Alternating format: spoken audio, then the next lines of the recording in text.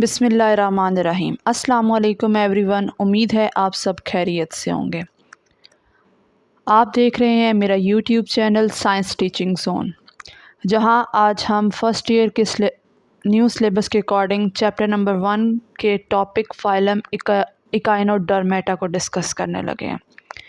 हमारे पास जो ये वर्ड इकाइनोडर्मेटा है, ये एक्चुअली ग्रीक वर्ड से ओरिजिनेट हुआ है। एक है इकाइनोस और दूसरा है हमारे पास डर्मा। इकाइनोस का मतलब होता है स्पाइंस, मींस कांटेदार, और डर्मा हम कहते हैं स्किन को, मींस ये हमारे पास ऐसे ऑर्गेनिजम्स होते हैं जिनकी स्किन पे कांटे मौजूद होते हैं। तो जिनकी स्किन पे कांटे होते हैं वो हमारे पास ऑर्गेनिजम्स आते हैं फाइलम इकाइनोडर्मेटा में। नेक्स्ट हम डिस्कस करते हैं फाइलम इकाइनोडर्मेटा के हैबिटेट को।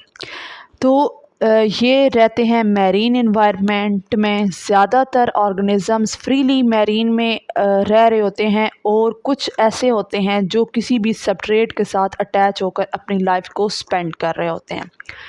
फाइलम इकाइनोडर्मेटा के अंदर हम अगर कुछ ऑर्गेनिजम्स की एग्जांपल्स को देखें तो हमारे पास केक अर्चन, सी स्टार, सी अर्चन, ब्रिटल स्टार और सी कुकम्बर जैसे ऑर्गेनिजम्स फाइलम इकाइनोडर्मेटा में इंक्लूड है।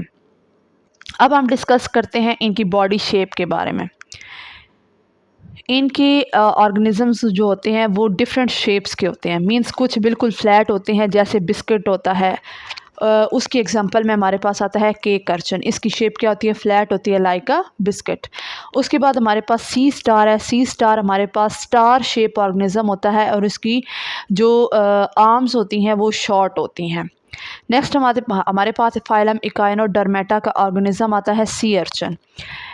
इसमें इसकी जो शेप होती है ये राउंड होती है, मीन गोल होती है। उसके अलावा हमारे पास एक और ऑर्गेनिज्म आता है ब्रिटल स्टार।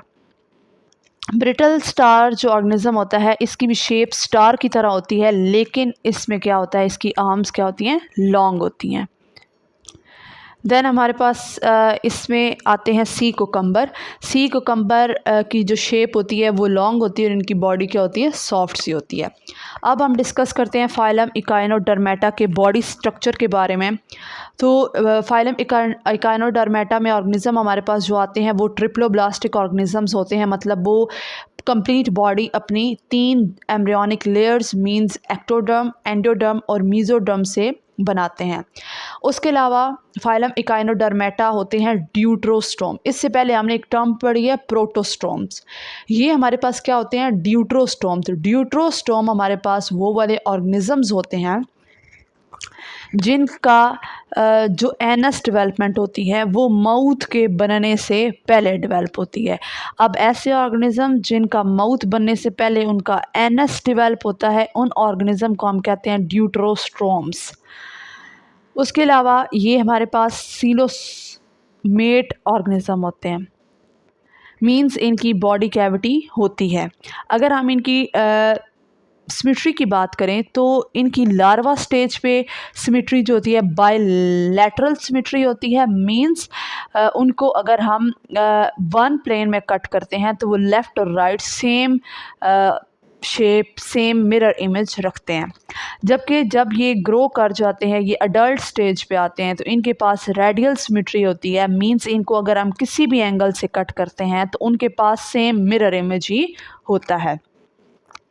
उसके अलावा क्या है कि ये जब ऑर्गेनिज्म अडल्ट स्टेज पे आ जाते हैं, इनकी तब सिमेट्री क्या होती है? रेडियल सिमेट्री होती है। तो तब इनकी बॉडी 5 या 5 के मल्टीपल पे इसके बॉडी पार्ट्स क्या हो जाते हैं? डिवाइड हो जाते हैं around an oral aboral axis. Oral aboral axis हमारे पास ये टर्म समझने की है कि ओरल एबोरल एक्सिस हम उस को कहते हैं जिसमें हमारे पास ऑर्गेनिज्म में एक साइड पे माउथ मौजूद होता है और उसके बिल्कुल ऑपोजिट साइड पे क्या मौजूद होता है?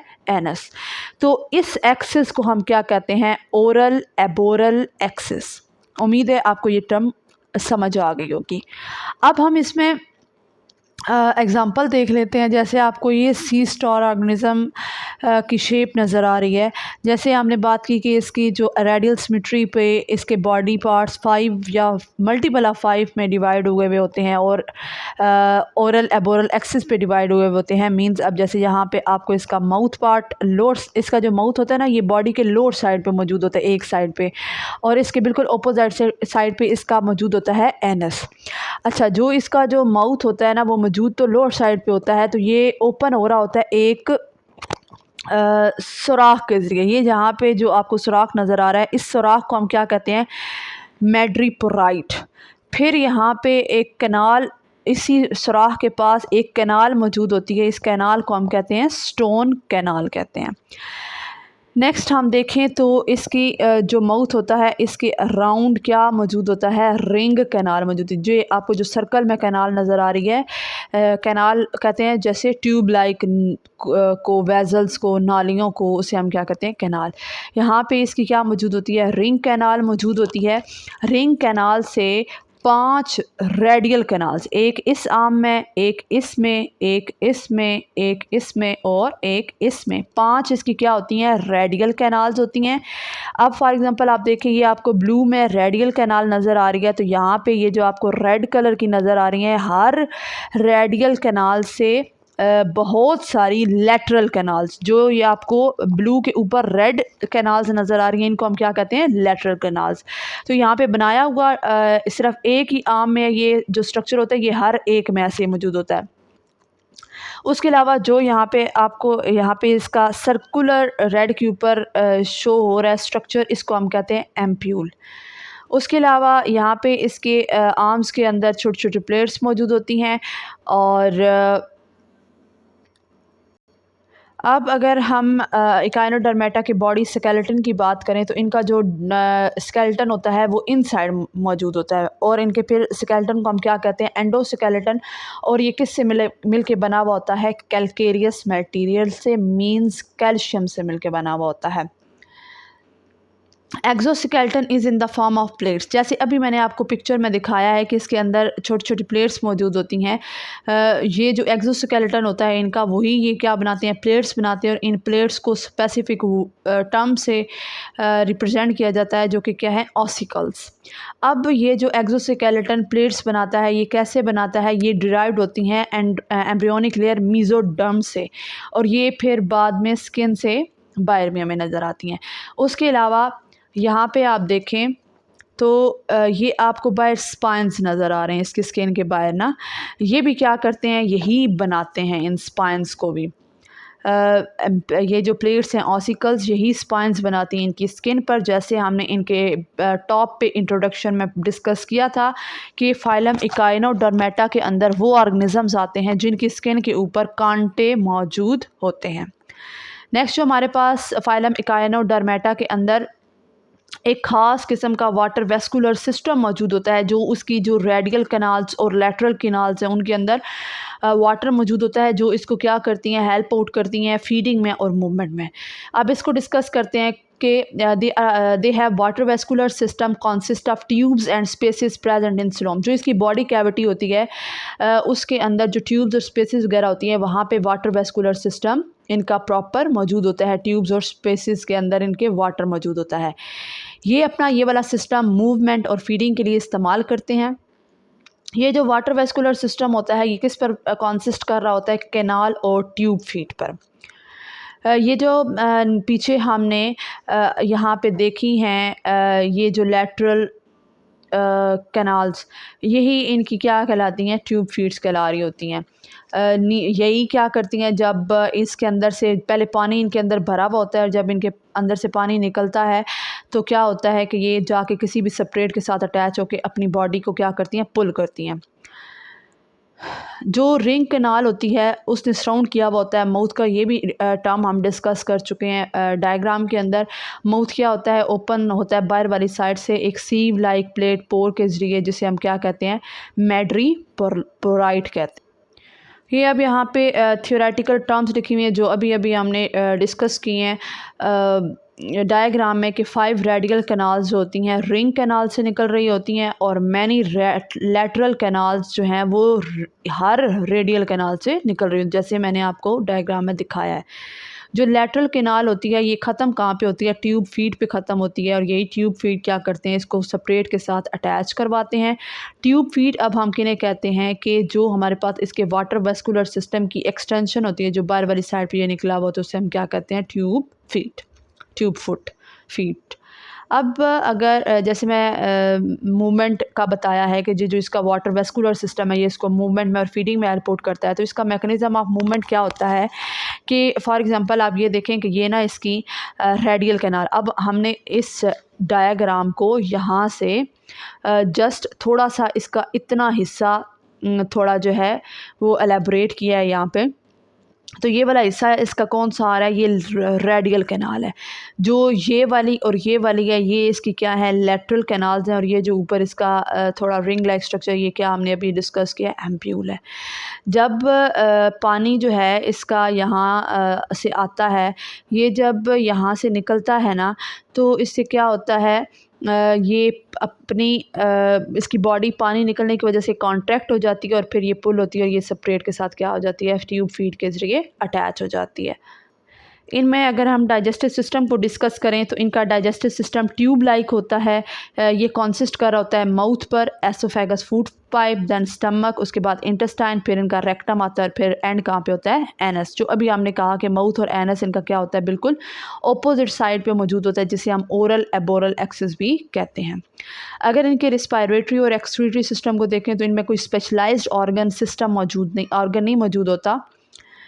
अब अगर हम डिस्कस करें इनके नर्वस सिस्टम को, तो इनके अंदर नर्वस सिस्टम पुअरली डेवलप्ड होता है, मींस प्रॉपर किस्म का इनके पास ब्रेन और स्पाइनल कॉर्ड वगैरह मौजूद नहीं होती। तो इनका जो डेवलप थोड़ा बहुत होता है नर्वस सिस्टम, वो किस पर मुश्तमिल होता है, नर्व नेट पर, नर्व रिंग पर और 5 रेडियल नर्व्स पर।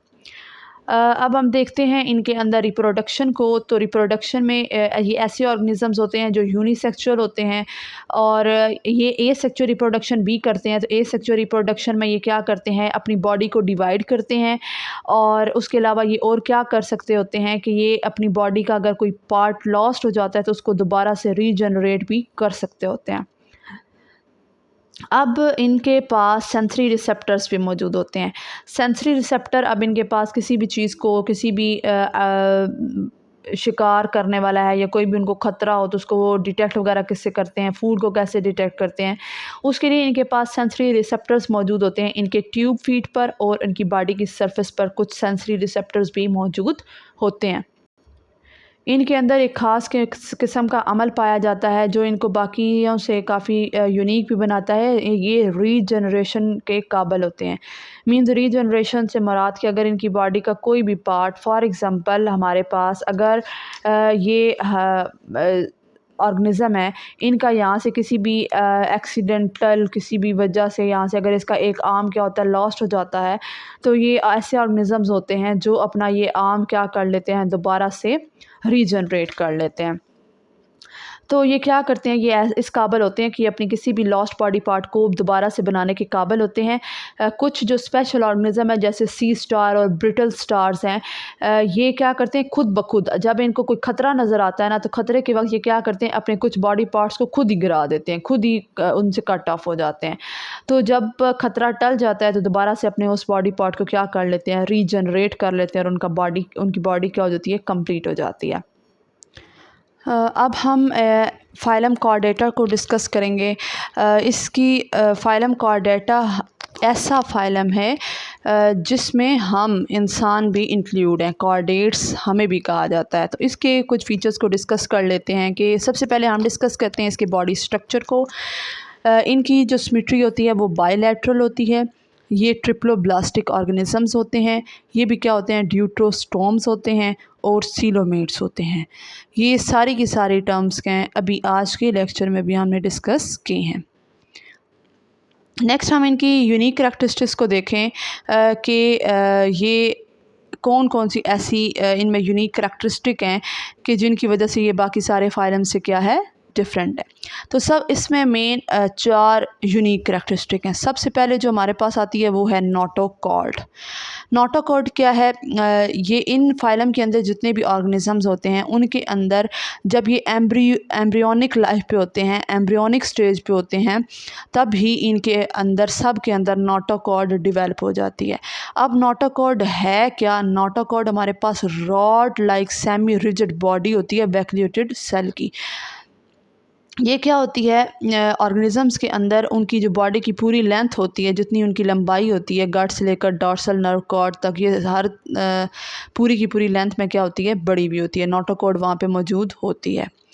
जो हमारे पास लोअर कॉर्डेट्स होते हैं उनके अंदर ये पूरी लाइफ में नोटोकॉर्ड की फॉर्म में ही पाई जाती है।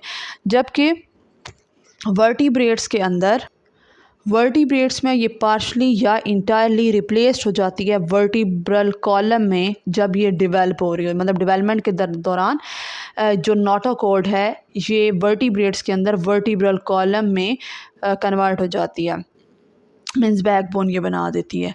नेक्स्ट इसमें जो यूनिक करैक्टरिस्टिक हमने डिस्कस करनी है वो है फ्रेंजियल स्लिट्स। जैसे यहाँ पे ये आपको एक ऑर्गेनिज़म की डायग्राम नज़र आ रही है। ये हमारे पास क्या है? फाइलम कॉर्डेट से बिलोंग करता है। यहाँ पे स्टार्ट में इसका क्या मौजूद है? माउथ मौजूद है। उसके बाद यहाँ पे इधर इसका एनस मौजूद है और यहाँ पे क्या है?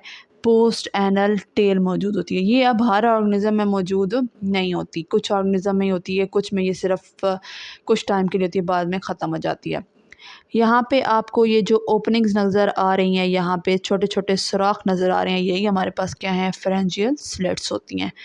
उसके बाद इसके बाद आपको ब्लू कलर की लाइन नज़र आ रही है, ये हमारे पास क्या होती है? नोटोकॉर्ड होती है। उसके ऊपर आपको नोटोकॉर्ड के ऊपर नज़र आ रही है एक स्काई ब्लू कलर की लाइन, ये हमारे पास ट्यूबुलर नर्व कॉर्ड है। इसमें हमने 4 यूनिक करैक्टरिस्टिक्स को डिस्कस करना है। एक हम क्या पढ़ चुके हैं? नोटोकॉर्ड को डिस्कस कर चुके हैं। अभी हम डिस्कस करने लगे हैं फ्रेंजियल स्लिट को। उसके बाद हम डिस्कस करेंगे ट्यूबुलर नर्व कॉर्ड को और उसके बाद पोस्ट एनल टेल को। अच्छा जी, series of opening in the lateral wall of pharynx, मतलब यहाँ पे जो फेरिंक्स ये लेटरल वॉल जा रही है, यहाँ पे जो सुराख नज़र आ रहे हैं इनको हम क्या कहते हैं? फेरेंजियल स्लिट्स कहते हैं। तमाम के तमाम जो कॉर्डेट्स होते हैं उनके अंदर जो गिल स्लिट होती हैं, paired Gill slit embryonic stage पर मौजूद होती हैं। लेकिन इन सम कॉर्डेट्स, मतलब इनमें कौन आते हैं? Amphioxus fishes. ये इनमें जो यही स्लिट्स होती हैं ये बाद में गिल्स के में डेवलप हो जाती हैं, जिनके ज़रिए वो क्या करते हैं? रिस्पायरेशन करते हैं। जबकि जो कॉर्डेट्स हैं जिनमें एम्फीबियंस वगैरह आ जाते हैं, इनमें ये जो स्लिट्स होती हैं ये इनकी ज़िंदगी के कुछ ही हिस्से में फंक्शनल होती हैं, बाद में ये नॉन फंक्शनल हो जाती हैं। जबकि जो बाकी कॉर्डेट्स हैं जिनमें रेप्टाइल्स आते हैं, बर्ड्स आते हैं और हम मैमल्स आते हैं, यही वाली स्लिट्स क्या हो जाती हैं और काफ़ी सारे कामों के लिए मॉडिफाइड हो जाती हैं। नेक्स्ट हमारे पास इसकी यूनिक करैक्टरिस्टिक में आता है ट्यूबुलर नर्व कॉर्ड। जो सारे कॉर्डेट्स होते हैं उनके अंदर ट्यूबुलर नर्व कॉर्ड जो होती है मौजूद होती है, जो कि लॉन्गिट्यूडनल एक्सिस पे, मतलब इस फॉर्म में मौजूद होती है नोटोकॉर्ड के बिल्कुल ऊपर। जबकि जो वर्टिब्रेट्स होते हैं उसके अंदर यही वाली जो नर्व कॉर्ड होती है ट्यूबुलर, ये डेवलप होकर ब्रेन और स्पाइनल कॉर्ड बना देती है।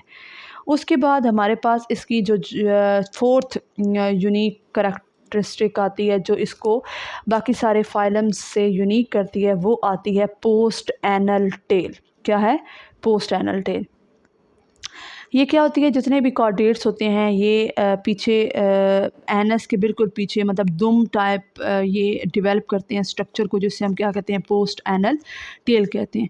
कुछ कॉर्डेट्स ऐसे होते हैं जिनकी पूरी की पूरी लाइफ जो होती है उसके अंदर ये जो पोस्ट एनल टेल होती है उनकी बॉडी में मौजूद रहती है। लेकिन कुछ ऐसे भी हमारे पास कॉर्डेट्स हैं जिनके अंदर ये पहले एम्ब्रियो के फॉर्म में जब होता है तब मौजूद होती है, लेकिन एम्ब्रियो की डेवलपमेंट के दौरान ही क्या हो जाता है? ये वहाँ पे ख़त्म हो जाती है।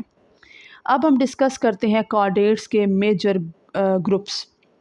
तो कॉर्डेट्स के दो ही मेजर ग्रुप्स हैं, एक इनवर्टिब्रेट्स और दूसरा क्या है, वर्टिब्रेट्स।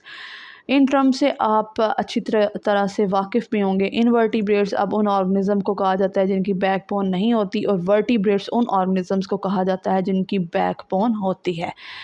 बैकबोन मतलब हम ऑर्गेनिज़म्स जो हैं ये हम भी क्या हैं, वर्टिब्रेट ऑर्गेनिज़म्स हैं, और हम किस से बिलोंग करते हैं, फाइलम कॉर्डेटा से बिलोंग करते हैं।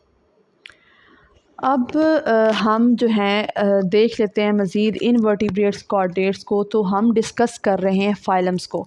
जो हमारे पास फाइलम कॉर्डेटा है उसमें जो इनवर्टिब्रेट कॉर्डेट्स ग्रुप आता है, ये मज़ीद आगे सब फाइलम्स में डिवाइड किया गया है। एक हमारे पास है सब फाइलम यूरोकॉर्डेटा और दूसरा क्या है, सब फाइलम सेफेलोकॉर्डेटा। अब सब फाइलम यूरोकॉर्डेटा हमारे पास ऐसे ऑर्गेनिजम्स होते हैं जिनके अंदर नोटोकॉर्ड और नर्व कॉर्ड, मतलब जो हमने अभी टर्म्स डिस्कस किए हैं, नोटोकॉर्ड और ट्यूबुलर नर्व कॉर्ड, ये सिर्फ़ और सिर्फ जब ये लार्वल स्टेज पे होते हैं तब इनकी बॉडी के अंदर मौजूद होते हैं, जैसे सी स्क्विड्स इसके एग्जांपल में आता है। सब फाइलम सेफेलोकॉर्डेटा हमारे पास ऐसे ऑर्गेनिजम्स होते हैं जिनकी नोटोकॉर्ड होल लाइफ इनकी बॉडी के अंदर मौजूद होती है, जैसे एम्फिऑक्सस ऑर्गेनिज्म है। अब हम देख लेते हैं फाइलम कॉर्डेटा को। तो फाइलम कॉर्डेटा जैसा कि वो होते हैं जिनमें बैकबोन मौजूद होती है, मतलब वर्टिब्रल कॉलम मौजूद होते हैं, और क्रैनियम मीन्स उनका दिमाग के ऊपर खोपड़ी भी मौजूद होती है। ये जो है मज़ीद आगे 7 क्लासेस में इसको क्लासीफाई किया गया है। ये भी क्या है कि 2 ग्रुप्स में आते हैं। एक हमारे पास ग्रुप आता है ग्रुप पिस्कस, और दूसरा हमारे पास आता है ग्रुप टेट्रापोडा। अब ये जो हमारे पास वर्टिब्रेट कॉलम्स की 7 क्लासेस हैं वो कौन कौन सी हैं? पहली हमारे पास एग्नेथा, उसके बाद दूसरी है हमारे पास कॉन्ड्रिक्थीज़, तीसरी है हमारे पास ऑस्टिइक्थीज़, और फोर्थ वन में है हमारे पास एम्फीबिया, फिफ्थ है रेप्टिलिया, सिक्स वन पे आती है एव्स, और सेवन्थ पे मैमिलिया। इनमें जो आपके पास फर्स्ट 3 हैं ये हमारे पास आती हैं ग्रुप पिस्कस में, जो कि हमारा नेक्स्ट टॉपिक भी होगा इंशाल्लाह, और जो 4 से 7 तक हैं ये हमारे पास आती हैं ग्रुप टेट्रापोडा के अंदर। तो ये जो एग्नेथा होते हैं उसके अंदर हमारे पास जॉलेस फिशेस आती हैं, जैसे लैम्प्रे और हैग फिश जिसमें आ जाएगी। उसके बाद जो हमारे पास कॉन्ड्रिक्थीज़ है उसके अंदर हमारे पास कार्टिलेजियस फिशेस आती हैं जिसमें शार्क और रेज आ जाएंगी। उसके बाद थर्ड वन हमारे पास आती है ऑस्टिकथीज़, इसके अंदर हमारे पास बोनी फिशेस आती हैं जिनमें हमारे पास सैल्मन और टूना आ जाएंगे। उसके अलावा एम्फीबिया में हमारे पास तमाम एम्फीबियंस आते हैं जो खुश्की पे भी रहते हैं और पानी में भी रहते हैं, जैसे फ्रॉग और सैलमेंडर्स। उसके बाद रेप्टिलिया के अंदर हमारे पास तमाम रेप्टाइल्स आते हैं। रेप्टाइल्स अब वो होते हैं जो रेंग के चलते हैं, जैसे स्नेक, लिजर्ड और टर्टल्स। एप्स के अंदर हमारे पास तमाम बर्ड्स आ जाते हैं जैसे स्पैरो, ईगल्स हैं। और मैमेलिया के अंदर तमाम मैमल्स आते हैं। मैमल्स अब वो वाले ऑर्गेनिज्म होते हैं जिनके पास मेमरी ग्लैंड्स भी मौजूद होते हैं और इनकी बॉडी के ऊपर हेयर्स भी मौजूद होते हैं, जैसे हम ह्यूमंस, कैट्स और व्हील्स। ये सब किस में आती हैं? मैमेलिया में। इंशाल्लाह ताला नेक्स्ट हम इनको डिस्कस करेंगे, इन क्लासेस को डिस्कस करेंगे। उम्मीद है आपको यहाँ तक तमाम टर्म्स की, तमाम कॉन्सेप्ट्स की अच्छे तरीके से समझ आ गई होगी। फिर भी अगर कोई भी आपका क्वेश्चन हो तो आप कमेंट बॉक्स में मुझसे ज़रूर पूछिएगा, इंशाल्लाह ताला मैं ज़रूर उसका जवाब दूँगी। अगर आपको ये लेक्चर पसंद आया हो तो इसको शेयर और लाइक ज़रूर कीजिएगा, और इसी तरीके से इंफॉर्मेटिव लेक्चर्स के लिए साइंस टीचिंग जोन को सब्सक्राइब करना और शेयर करना मत भूलिएगा। मिलते हैं इंशाल्लाह ताला नेक्स्ट लेक्चर में। तब तक के लिए अल्लाह हाफ़िज़, टेक केयर, कीप लर्निंग।